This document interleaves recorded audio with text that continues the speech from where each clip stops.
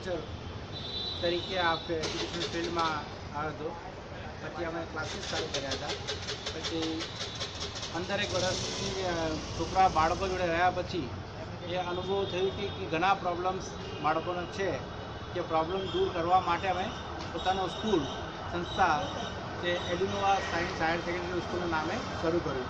Main સારું એટલે બાળકોનું જે પ્રોબ્લેમ હતું મેઇન તો એ હતું કે હાલ જે કોમ્પિટિટિવ પરીક્ષા છે IIT JEE NEET એ પરીક્ષાના માટે બાળકો બીજી જગ્યાએ તૈયારી કરવા જતા હતા અને સ્કૂલની પરીક્ષા માટે બીજી જગ્યાએ તૈયારી કરવા જતા હતા.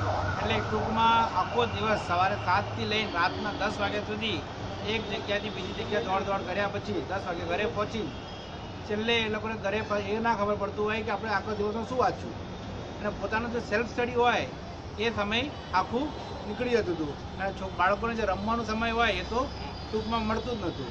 એમાં એ લોકોને શું છે કે 100માંથી આપણે એમ કહેવાય કે 99% છોકરાઓ તો એવા હોય કે નબળા હોય, એટલે એવરેજ છોકરા હોય.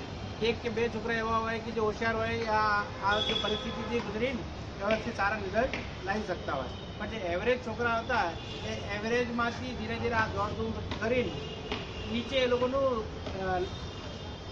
એટલે આગળ જવાનું કરતાં નીચલા કક્ષામાં જતા રહેતા. બોર્ડના પરીક્ષા પણ ઓછા માર્ક લઈને પછી કેરિયર આખું બગાડી નાખતા હતા. એટલે આ બધું જોઈને પછી અમે એવું વિચાર કરીએ કે બધી જગ્યાએ આપણે એક જ રૂપ ઉપર એક સ્કૂલમાં અંડરમાં આપણે એવા સિસ્ટમ બનાવીએ કે સ્કૂલનું કોચિંગ ત્યાં થાય, કોમ્પિટિટિવ પરીક્ષાની તૈયારી ત્યાં થાય એ લોકોનું, અને એવી રીતનું એક ઘર જેવું માહોલ બની જાય કે સેલ્ફ સ્ટડી કરતા હોય તો ડાઉટ સેશન હોય તો આપણે ટીચર્સ એવા સેટ કરેલા હોય કે ડાઉટ્સ એ લોકોના ત્યાં ક્લિયર થઈ જાય અને 5 થી 6 વાગ્યા સુધીમાં એ લોકોનું આખું પ્રોગ્રામ કમ્પ્લીટ થઈ જાય. પછી ઘરે જઈને પોતાનું સેલ્ફ સ્ટડી કરે કે થોડાનો અડધો કલાક રમવાનો ટાઈમે મળે અને ફેમિલી સાથે ટાઈમ ગુજારવાનો સમય મળે. Thank you. નમસ્કાર સાહેબ. હાજી. આજે એજ્યુનોવા કાર્યક્રમ અહીંયા રાખવામાં આવ્યો છે, એના પાછળનો સિદ્ધાંત સબ્જેક્ટ શું છે? સિદ્ધાંત અને અથવા સબ્જેક્ટ તો એ છે કે હાલમાં જ્યારે આપણે જોઈ રહ્યા છીએ સતત બદલાતી જતી શિક્ષણ પદ્ધતિ અને બદલાતી જતી પરીક્ષા પદ્ધતિ અને એમાં JEE અને નીટની એક્ઝામો અને બોર્ડની એક્ઝામ પણ નજીક છે ને ના અનુસંધાનમાં બાળકો જે અત્યારે 1 મહિના બાકી છે એક્ઝામમાં, તો જે કંઈ એમની મનોવ્યથા અથવા તો એમનો કોન્ફિડન્સ બિલ્ડઅપ કેવી રીતે કરવો અને કેવી રીતે સારી પરીક્ષા એ આપી શકે એ અંગેનું માર્ગદર્શન આપવાનો એક કાર્યક્રમ રાખેલો છે કે જેમાં એનો કોન્ફિડન્સ બિલ્ડઅપ થાય અને સારી રીતે એક્ઝામ આપીએ એવા હેતુથી આ પ્રોગ્રામ અમે પ્રોગ્રામ પાછળ તમે કેવું ભવિષ્ય એમનું જોઈ રહ્યા છો?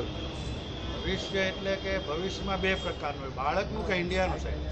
ઇન્ડિયાનું ભવિષ્ય કેવું? આજે હું ઇન્ડિયા માટે વાત કરું તો અત્યારે શાઇનિંગ ઇન્ડિયા કહું કે એવી ઇન્ડિયાનું સપનું અત્યારની જનરેશન જોઈ રહી છે એવું મારું માનવું છે કે અહીંથી કેનેડા, ઓસ્ટ્રેલિયા અને અમેરિકા જવા માટે જે કંઈ લાઈનો લાગે છે એના બદલે અહીંનું જ્ઞાન અહીંયા જ રહે, ભારત દેશમાં જ રહે અને એ યુવાધનને સારામાં સારી બેરોજગારી અને કે નોકરીઓના ચાન્સીસ મળે તો લોકો વિદેશ જતાં બંધ થાય અને આપણું જ્ઞાન વેચાતું બંધ થાય. તમે આ સેમિનાર કેટલા કર્યા આવે છે? કેટલી વાર કર્યા? અમે આ અત્યારે કરવા જઈ રહ્યા છે સાહેબ. આ પહેલો સેમિનાર છે તમારો? હાજી. કેટલા બાળકો આવેલા છે? લગભગ 350 બાળકો અને પેરેન્ટ્સ 100. Thank you sir. એવું લાગે છે. Thank you sir.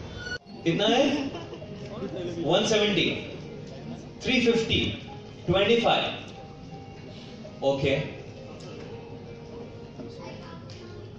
ओके तो वापस गिन लीजिए, कोई बात नहीं, इसलिए मैंने वो बताया था, मैं वापस से बता देता हूं. पहचान में कितने होंगे? 4. उसके नीचे है देखो आंख, कितने होंगे? 2. उसके बाद देखने में कितने होंगे? 3. या आपने वही गिना है? आपने भी वही गिना है? आपने वही गिना है, वैसे ही गिना है जैसे मैंने बताया? Okay wonderful. 170 350 almost a double figure, almost a double figure. You counted? Okay. कितने लोगों को समझ में आ रहा है? से आए. Okay okay. सो मैं 2 मिनट का गैप दूंगा, आपने करना क्या है पहले सुन लो. टेक्निक बहुत मैटर करता है, टेक्निक बहुत मैटर करता है.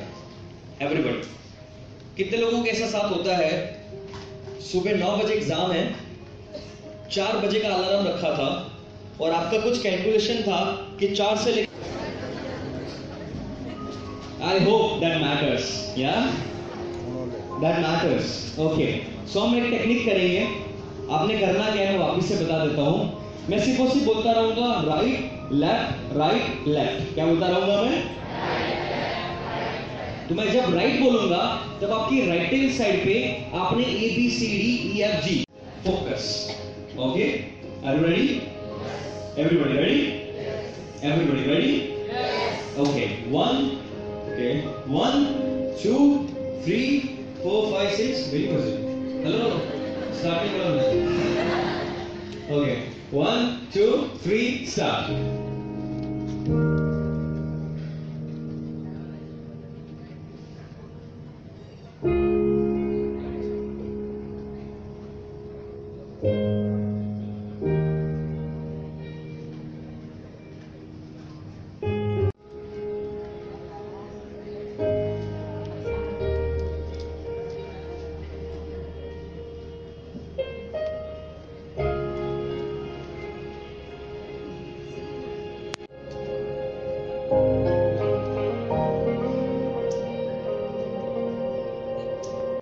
ओके, 1 2 जो आपकी स्पीड है वही नेचुरली चेंज हो रही है तो होने दो, राइट? बट आप जैसे नेचुरल पढ़ते हो वैसे ही पढ़ो। Okay, 1 2 3 start.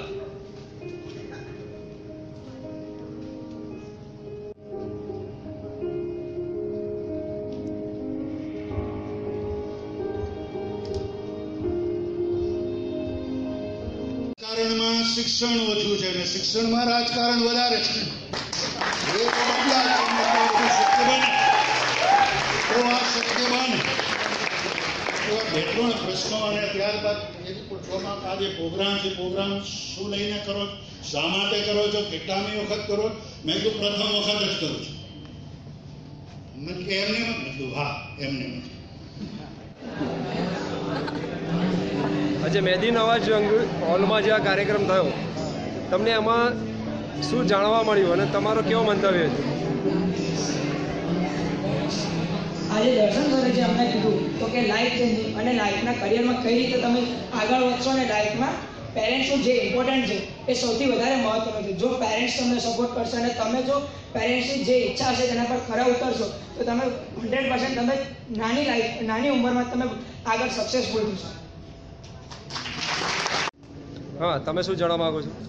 દર્શન સરનો પ્રોગ્રામ બહુ જ સરસ હતો અને એમાંથી આપણને આપણી મોરલ વેલ્યુઝ ખબર પડે છે, આપણા પેરેન્ટ્સની આપણે લાઈફમાં શું વેલ્યુ છે એ પણ ખબર પડે છે અને આપણે નાની એજમાં આપણા જે સ્ટડીઝ પર ફોકસ કરીએ, બીજી બધી વાતો પર ફોકસ ના કરીએ અને સ્ટડીઝ પર ફોકસ કરીને આપણે આપણી લાઈફને અને આપણા પેરેન્ટ્સની લાઈફને વધારે બેટર બનાવી શકીએ છીએ. Thank you very much. तो ये हमारी रिस्पॉन्सिबिलिटी है कि हमें उनके लिए कुछ ना कुछ और उसी को हमसे मार्क्स एक्सपेक्ट करते हैं, तो ऑफकोर्स हमें उन्हें और कुछ नहीं बस मार्क्स दे के उन्हें हैप्पी करना है और उन्हें प्राउड फील कराना है. That's what I want. Okay, it will be coming. Thanks to Darshan sir and everyone.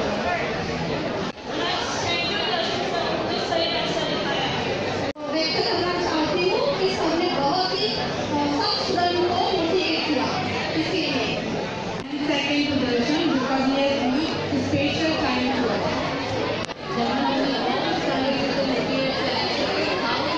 આજે હું ખરેખર પ્રાઉડ ફીલ કરું છું કે મારા બાળકને એડ્યુનો એડમિશન લીધું.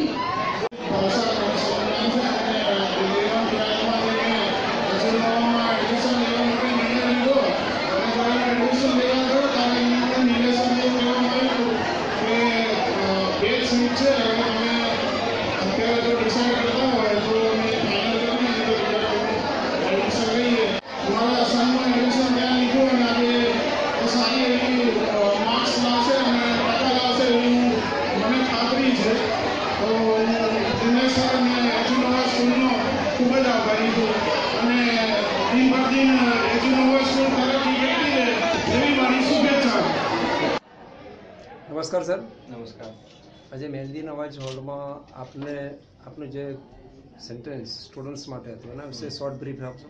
ओके ये प्रोग्राम बेसिकली एड्यूनोवा की तरफ से था, मणिनगर ब्रांच, और एज अ स्पीकर दर्शन सुमय नाम है मेरा, और इस इंडस्ट्री में मैं पिछले डेकेड से 2 मिलियन लोगों को एड्रेस कर चुका हूँ। और जो एक पर्टिकुलर प्रोग्राम आज जो 4 घंटे का रखा गया था, it was named as a new generation student, जहाँ पे माता पिता, parents as well as students को इनवाइट किया गया था, और दोनों के लिए कुछ लर्निंग्स रखी थी हमने। फॉर एग्जांपल स्टूडेंट्स के लिए जो भी एग्जाम्स के दरमियान जो भी डिप्रेशन या पढ़ाई की रिगार्डिंग जो भी उनकी क्वेरीज रहती है, क्वेश्चंस रहते हैं, या फिर करियर में कैसे इंप्रूवमेंट कर सकते हैं, कैसे ग्रोथ पा सकते हैं, एंड पबजी और सोशल मीडिया वैसी बैड हैबिट से बाहर निकल के करियर पे कैसे फोकस कर सकते हैं। और पेरेंट्स के लिए पेरेंटिंग, कई बार आजकल कई सारे पेरेंट्स के लिए चैलेंजिंग बात बन चुकी है कि how to tackle those childrens और न्यू जनरेशन किड और the teenage psychology, you can say that. So parents और बच्चे दोनों इस प्रोग्राम में बैठे थे, दोनों को मजा आया, रिव्यूज हमारे पास बहुत अच्छे आए हैं। और जो मेजर जो आखिर के प्रोग्राम में, जो प्रोग्राम के आखिर में जो भी हमने फोकस किया है, that's a relationship between parents and childrens. कई बार बच्चों को ऐसा लगता है हमारे पेरेंट्स नहीं समझते, पेरेंट्स को ऐसा लगता है हमारे बच्चे नहीं समझते, दोनों एक दूसरे को समझे और एज अ टीम आगे बढ़े, एज अ फैमिली आगे बढ़े। Yes, thank you very much.